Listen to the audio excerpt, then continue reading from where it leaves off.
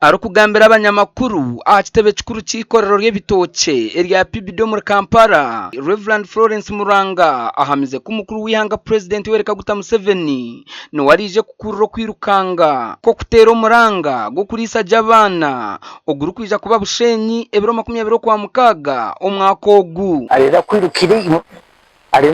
ebitoke kureba ebitoke barabanyika kibirasa kuriisa aba sportsmen birasa kuriisa bihewo ubworo bwa malnutrition kandi muje mu mukwase gundi ekiragendererwa isha mu mukama w'ihanga kureba nti akwatira hamwe n'itwe twena okwihawo enjara mu ba sportsmen n'okwihawo enjara mu baana tugenda kubamu 21 10k ne 5k jine misinde gira kwa bushenyi era rutu bazikoze na twakwasaganyiza wamu ne kitongole kikwasaganye emizannyo mu Uganda Athletics netukola map zino era twagalaza njuleri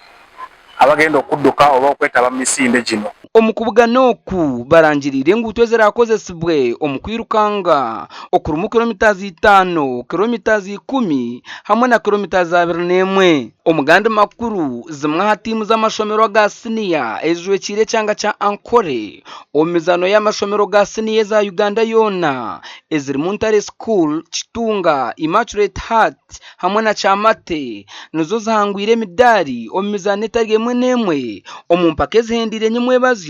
Seroma Christian High School omurumukono omizano eje mazerebero mwende rukuhindura omurumukono timu za ankore zigereza okora kurungi omizano etargemwe nemwe okuhangura emidari hatari mu kikopo Ntare School esingirwe yakakunguru ibiraharyemwe omfinal za hockey nuko kutwara silver kandi yabe ya lawn tennis etwire bronze nderu Sacred Heart ebire yakano mu hockey zabiki yazegitaho kurabaho kuzo Fiyasa Kitunga ebire yakabero mu handball yabari hansi y'imyaka 17 nuko kutwara silver kandi we Chamate yatwara bronze handball yabiki kandi we Immaculate Heart okuruga kigezi etwire silver ulire sani yamanyi wasonga tubade tumaze emyaka 2 n'ekikopo tukifuna